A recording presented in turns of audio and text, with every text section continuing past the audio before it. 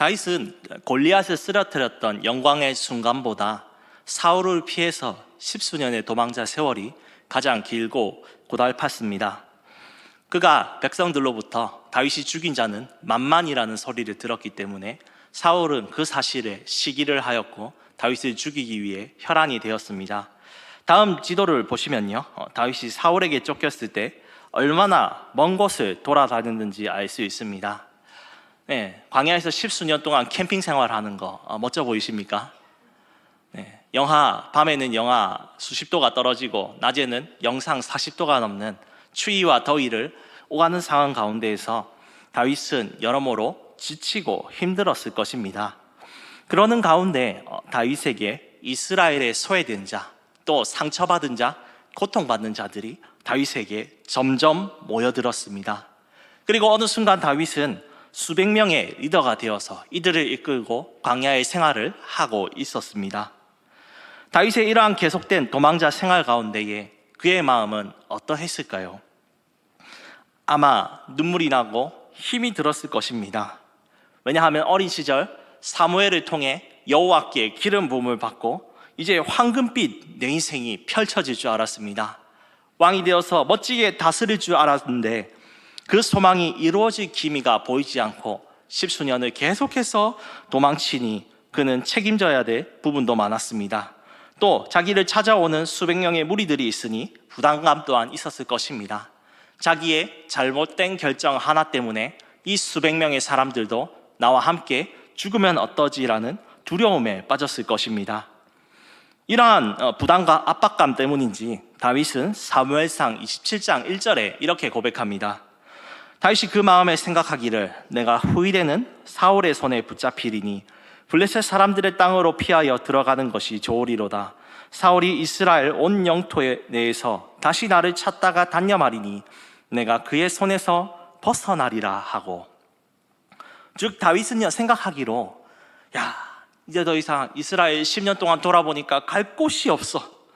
사울에게 더 이상 여기 있다가는 내가 죽임받기에 당하지 않을 것이야 라는 생각이 들었고 그의 마음에 불안이 엄습했습니다. 그래서 차마 가지 말아야 될 곳인 블레셋 땅까지 가게 됩니다. 블레셋 땅이 어떤 곳입니까? 다윗이 큰 용사 골리앗을 죽였던 그의 고향이 바로 블레셋 땅이죠. 예전에도 다윗은 한번 블레셋 가드 땅에 간 적은 있었습니다. 하지만 그때 블레셋인들이 다윗을 죽이려고 했기 때문에 다윗은 미친 척을 하여서 겨우 벗어났던 적이 있었습니다. 그럼에도 다시 블레셋에 가겠다는 건 사울에게 이스라엘 땅 가운데 있어서 죽는 것보다 블레셋 나라의 종이 되어서 사는 게 낫겠다고 결론을 내린 것입니다. 다윗은 곧 부하들과 블레셋 땅으로 찾아갑니다. 그런데 다행히 이번에는 블레셋 왕이 환영해 주죠. 왜냐하면 다윗은 큰 용사라고 명성이 이스라엘과 블레셋에 자자했고 블레셋에 큰 힘이 될 것이라고 기대한 것입니다. 이에 왕은 다윗에게 시글락이라는 성을 내어주며 거기 살도록 허락합니다. 이렇게 블레셋의 종이 된 다윗은 그들의 기대에 부응하기 위해서 전쟁에 성과를 내야 됐습니다. 그래서 블레셋 옆에 있는 아말렉이라는 족속들이 있었는데요, 그들을 물리치고 옵니다. 전쟁을 마치고 이제 다윗이 돌아오자 27장 10절을 보시면 블레셋 왕이 내가 누구랑 침노, 즉 전쟁을 하고 오느냐고 물어봅니다. 그러자 다윗은 이스라엘 백성들을 죽이고 왔습니다라고 거짓말을 합니다. 이는 다윗이요 블레셋 사람들에게 이스라엘의 동족을 죽였다고 보고하므로 나는 더 이상 이스라엘의 미련이 없고 나는 완벽한 이제 블레셋 군사입니다라는 환심을 사기 위한 처세였다는 걸 보여줍니다. 이러한 다윗의 보고를 듣고 블레셋 왕과 그의 백성들은 기뻐서 쾌제를 불렀습니다. 이거 봐라, 다윗이 사울을 이제 미워해서 자기 동족까지 죽이며 이제 척을 지는구나, 이제 우리의 좋은 군사가 되겠어라고 방긋 웃게 되는 것이죠. 그래서 블레셋 왕은 이스라엘을 치기 위해서 군사들을 아벡이라는 지역에 모집하며 다윗과 그의 부하들도 부르게 됩니다. 그런데 이것 때문에 다윗은 궁지에 몰리게 됩니다. 왜냐하면 이제는 진짜로 동족 이스라엘 백성들을 쳐서 죽여야 됐기 때문이죠. 만약 참가하지 못하겠다라고 주장한다면 블레셋 사람들이 다윗을 거짓 반역자로 여길 것이고, 또 참여한다면 동족 이스라엘을 죽여야 되기 때문에 다윗은 깊은 고민과 딜레마에 빠졌을 것입니다. 그런데 갑자기 블레셋 군인들 중에 다윗이 전쟁에 참여하는 것이 불만이다라고 불평하는 사람들이 나타나죠. 이 사람은 전에 우리 골리앗을 죽이고 수많은 백성들을 물리친 적이 아닙니까? 그가 언제 전쟁통에 마음이 변해서 이스라엘과 합심해가지고 우리 블레셋을 죽일지 어떻게 알겠습니까? 이렇게 블레셋의 수많은 사람들이 강력하게 항의해서 다윗은 위기를 넘길 수 있었습니다. 이 위기를 왜 넘길 수 있었을까요? 비록 다윗이 하나님을 찾지 않고 블레셋 땅으로 갔지만 그를 여전히 사랑하시는 하나님이 계시고 주님께서 그를 보호하셨기 때문입니다. 이제 위기를 모면하고 자기의 집인 시글락 성으로 돌아왔는데 아주 난리가 났죠. 이전에 다윗과 싸웠던 아말렉 군사들이 다윗의 가족들, 그리고 그의 부하들의 가족들, 그리고 모든 물건들을 끌고 가고 성은 불타서 아무것도 남지 않게 된 것입니다. 그래서 그들은 오늘 본문 30장 4절에 보시면 크게 울기를 힘이 없을 때까지 했다고 합니다. 그렇게 함께 울었던 백성들, 갑자기 마음이 변합니다. 모든 이유가 다윗 때문이라고 하며 그를 돌로 쳐서 죽이자고 변하였습니다. 백성들은 그동안 다윗이 얼마나 노력했는지 기억하지 못하고 한 가지 잘못했던 다윗의 그 일로 말미암아 돌로 쳐서 죽이자라고 소리치고 있습니다.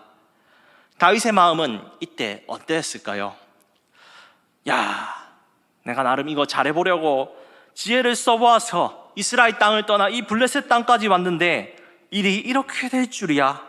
믿었던 사람들도 나를 이제 척지고 이제는 꼼짝없이 죽게 됐노라 라고 그는 절망했을 것입니다.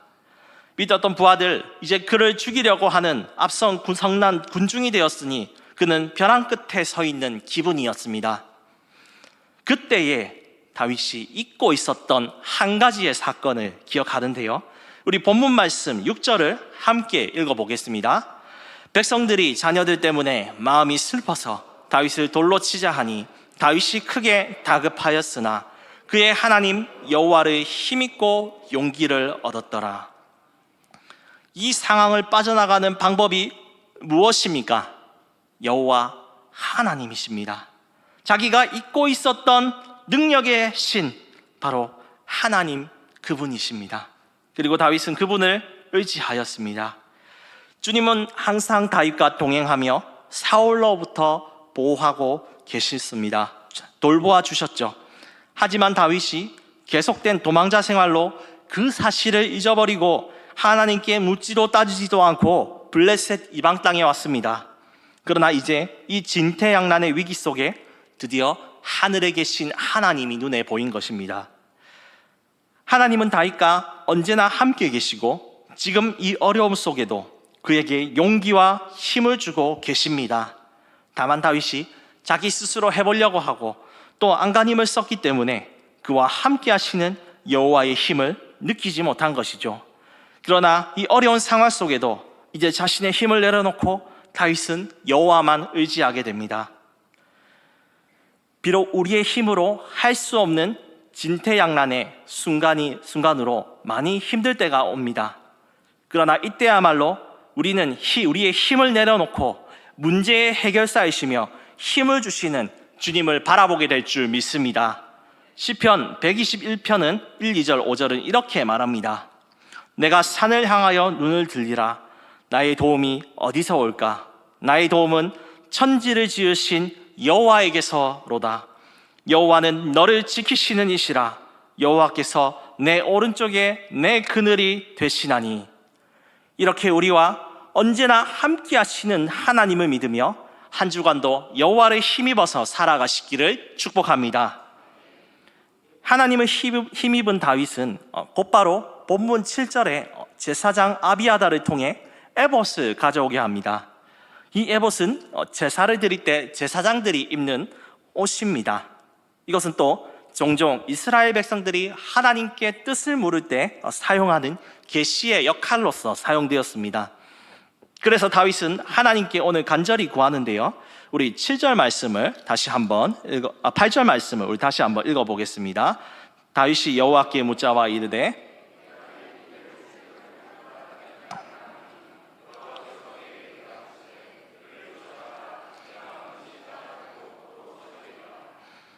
다윗의 기도에 하나님은 적들을 추격하면 잡을 것이고 그들로부터 승리할 것이다라고 기도 응답을 해주셨습니다. 그런데요, 그 시간의 동시기에 다윗처럼 하나님께 자기의 상황을 기도한 사람이 있었습니다. 하지만 그는 응답받지 못했는데요. 이 사람이 누구일까요? 바로 사울 왕입니다. 사울도 그 시간에 블레셋과의 싸움을 앞두고 있었습니다. 그래서 선지자를 통해 또 이런 에봇과 같은 우림을 통해 하나님께 뜻을 구했습니다. 하지만 하나님은 그에게 어떤 방법으로도 응답하지 않으셨습니다.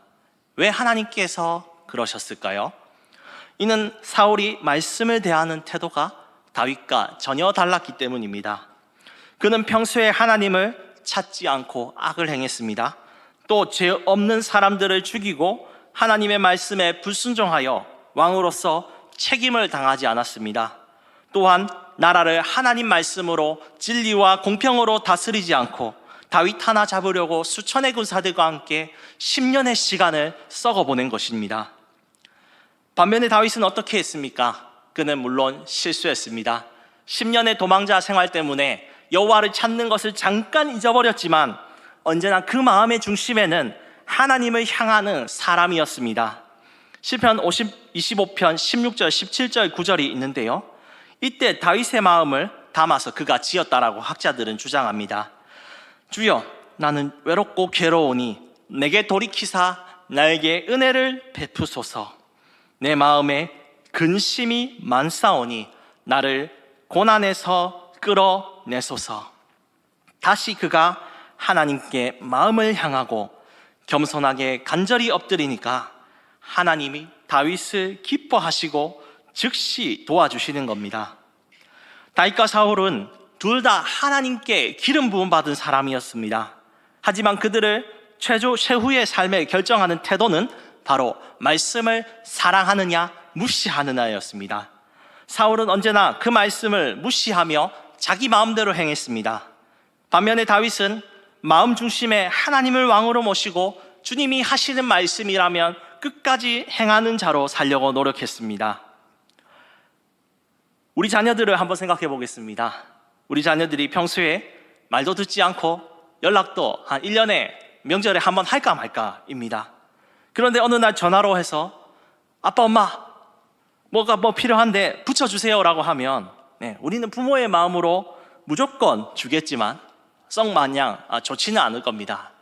아이고 화상아, 좀 평소에 전화하지 라면서 그런 좀 아쉬운 쓴소리가 좀 나겠지요. 그런데 반면에 자녀들이 평소에 부모님의 말씀을 잘 듣고 순종한다면 자녀들이 아빠, 엄마, 나 이게 좀 필요해요, 좀 도와주세요 할 때에 기쁜 마음으로 무조건 줄 것이고, 또 어떻겠습니까? 혹시 더 필요한 거 없니? 하면서 덤으로 더 주겠죠. 이처럼 우리도 하나님의 말씀을 다윗처럼 가까이 하고 순종하면 어떻게 되겠습니까? 여호와께서 우리에게 주실 뿐만이 아니라 우리가 구하지 않는 다른 것까지 부모님 그 마음 이상으로 더하여 주시는 겁니다. 시편 63편 6, 7절에 다윗이 이렇게 말씀을 사모하는 것을 고백하는데요, 우리 함께 읽어보겠습니다. 내가 나의 침상에서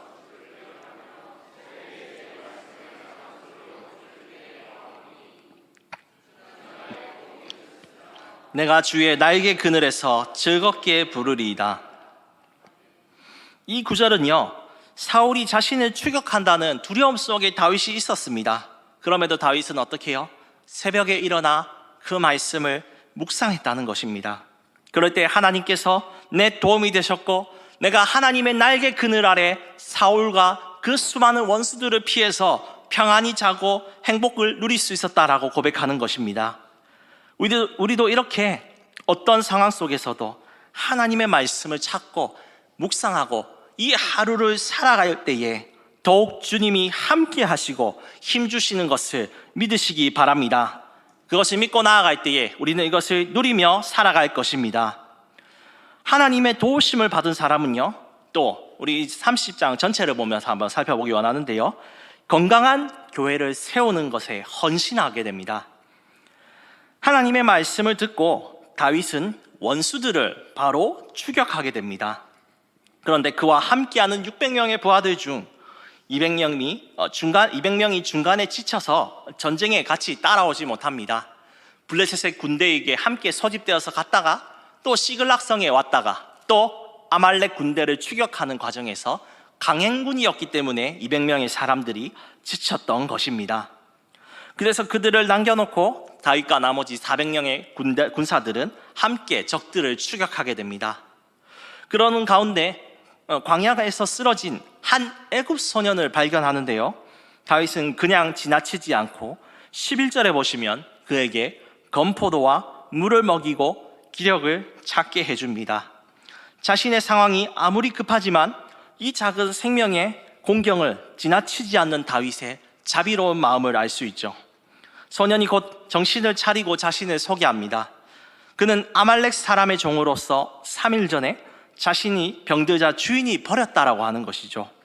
그러면서 자신을 살려준 보답으로 다윗에게 적들이 있는 곳으로 안내해 주겠다고 합니다.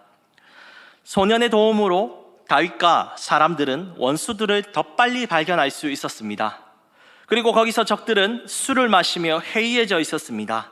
이 틈을 노려 다윗과 군사들은 그들을 쳐서 크게 승리하게 됩니다. 빼앗긴 가족도 다시 찾고 적들이 가진 물건들도 다 차지하는 큰 잔치가 열리게 된 것이죠. 이제 전쟁에 승리하고 집으로 돌아갑니다. 그런데 한 가지 문제가 생기죠. 22절에 보시면 다윗의 무리들 가운데에 불량한 사람들이 중간에 낙오한 200명에게 전리품을 아무것도 주지 말자고 합니다.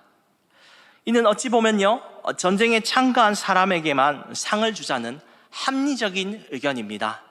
일하지 않는 자 먹지도 말고 마시지도 말라는 그 논리에 따라서 막 200명은 아무것도 안 하고 쉬었으니까 주지 말자는 악한 사람들의 생각이 나타난 것입니다. 그러나 다윗은 어떻게 말합니까? 오늘 본문 30장 23절에서는 이렇게 말하는데요, 우리 함께 읽어보겠습니다. 다윗이 이르되 나의 형제들아, 여호와께서 우리를 보호하시고 우리를 치러 온 그 군대를 우리 손에 넘기셨은즉 그가 우리에게 주신 것을 너희가 이같이 못하리라. 즉 그의 말은요, 이 승리를 주신 분은요, 우리가 아니다. 우리가 싸움을 잘해서, 우리가 기술이 있어서, 우리가 전략이 있어서 승리한 것이 아니라 이 승리를 주신 분은 누구이시다? 하나님이시다. 그분이 우리에게 몫을 주셨기 때문에 우리끼리만 가지지 못한다는 겁니다. 그래서 모든 백성들이 이 기쁨과 상을 공평하게 누리는 것이 하나님의 뜻이라는 겁니다. 다윗이 만약 애굽 소년을 내팽개치고 추격했다면 어떻게 됐을까요? 아마 적들을 찾는데 시간을 더 지체하거나 그들을 찾지 못했을 것입니다. 또 전쟁에 참여한 자들의 말을 듣고 200명의 부하들을 그냥 내팽개치고 아무런 상을 주지 않았다면 다윗은 그저 그런 세상의 지도자로 흘러갔을 것입니다. 그러나 다윗은 연약한 한 사람 한 사람을 돌보시는 하나님의 목자의 마음을 품었기 때문에 하나님은 다윗을 귀하게 보시고 존귀하게 높여주셨습니다. 그리고 사울이 죽었을 때에 온 이스라엘을 다스리는 왕으로 세워주신 겁니다. 사무엘상의 주제는 사람의 나라는 망한다입니다. 그러나 하나님의 나라는 망하지 않고 헌신하는 한 사람을 통해서 세워진다고 말씀합니다. 사람의 기준으로 세운 왕이 누구입니까? 사울입니다. 큰 키에 잘생기고 용맹스러웠던 그를 처음에 세웠지만 그는 이스라엘을 하나님의 말씀에 순종하지 않고 나의 명예와 지위를 위해서 살았던 인간이 세운 왕이었습니다. 그렇기 때문에 그의 말년은 적군의 손에 비참하게 화살에 맞고 스스로 목숨을 끊는 그냥 그저 갔다가는 인생이 되었습니다. 하지만 하나님이 택한 다윗은 처음에 왕이 되기까지 수많은 고생길을 통한 떠돌이 생활을 했습니다. 그러나 여호와의 말씀을 의지하고 순종하고 연약한 자 한 사람 한 사람을 놓치지 않고 공동체를 위해서 헌신했기 때문에 하나님께서는 그를 통해 이스라엘을 영원한 나라로 만들어 가셨습니다. 이처럼 우리는 다윗의 모습을 통해서요, 오늘날 우리 교회를 어떻게 건강하게 세워야 될지 배울 수 있습니다. 바로 즉 교회 안에 있는 형제 자매들을 사랑하고 연약한 자를 돌봐주고 세워줘야 된다는 겁니다. 개인주의가 무엇입니까? 남에게 피해 주지 않고 내가 여가 누리고 잘 생활하며 내가 잘 사는 거죠. 세상은 근데 이러한 개인주의로 만연한 속에 살아가고 있습니다. 하지만 그러한 부작용으로 일어나는 현상들이 무엇이죠? 마약과 사랑이 없음과 고독사와 같은 여러 가지 사회 현상의 문제들이 나타나고 있습니다. 그러한 세상 속에 사랑과 섬김이 있는 공동체를 주님께서 세우셨으니 그것이 바로 교회입니다. 오늘 목사님의 말씀처럼 누구의 심장을 가지고 세워져가는 교회가 되어야 됩니까? 예수 그리스도의 사랑의 심장, 원수되었던 우리를 사랑하시면서 자녀 삼으시고 우리에게 지금도 더 많은 것을 주기 원하시는 그 예수 그리스도의 뜨거운 심장으로 우리가 서로 사랑하게 되어야 되는 것입니다. 그렇게 우리가 섬기며 연약한 자들을 섬길 때에 그들은 건강한 성도가 될 것이며 다른 이들을 섬기는 사역과 헌신을 함께 하게 될 것입니다. 그렇게 우리가 예수 그리스도의 사랑 안에 더욱더 뜨거워져가는 교회가 되며 이 교회를 위해 내가 다윗처럼 내 것 내려놓고 헌신하겠습니다라고 다짐할 때에 주님께서는 나를 통해 한 사람 한 사람을 세우시고 내가 구하지 않는 다른 모든 것들도 풍성하게 채워줄 줄 믿으시기 바랍니다. 그리고 주님께 받은 복음을 믿지 않는 영혼들에게 전해줘야 됩니다. 오늘 본문의 애굽 소년처럼 광야에서 또 외로움 속에서 영적으로 육적으로 죽어가는 많은 사람들이 있습니다. 우리는 그들에게 어떻게 예수 그리스도의 사랑을 전해줄 수 있겠습니까? 그들이 가진 결핍을 채워주는 것입니다. 다윗이 그 애굽 소년에게 건포도와 물을 준 것 같이 외로움을 느끼는 사람들을 향해서 친구가 되고 함께 필요한 것들을, 음식과 다른 모든 것들을 나누는 것입니다. 어제 그 간증을 하신 권사님의 말씀을 들어보니까 남편을 전도하기 위해서 남편이 즐기는 게임으로 함께 즐겼다고 합니다. 그렇게 하다가 남편과 함께 특별 새벽 기도 가자라고 할 때에 교회에 가서 눈물 흘리는 그 간증을 제가 들었는데요. 그것을 통해서 제가 먼저 담당하는 초등부 친구들이 예수 그리스도를 모른다면 내가 우리 아이들을 위해서 필요를 채워주고 노력하는 이 다윗과 같이 헌신하고 채워주는 친구가 되자라고 다짐하였습니다. 여러분 11월 5일 뒤에 보시면 현수막에 총동원 주일이 우리 눈앞에 펼쳐져 있죠. 이것 가운데에서 우리가 생각나는 애굽 소년과 같은 사람들을 우리가 품고 데려오기를 소망합니다. 애굽 소년을 통해 다윗이 자기 것을 잃어버렸습니까?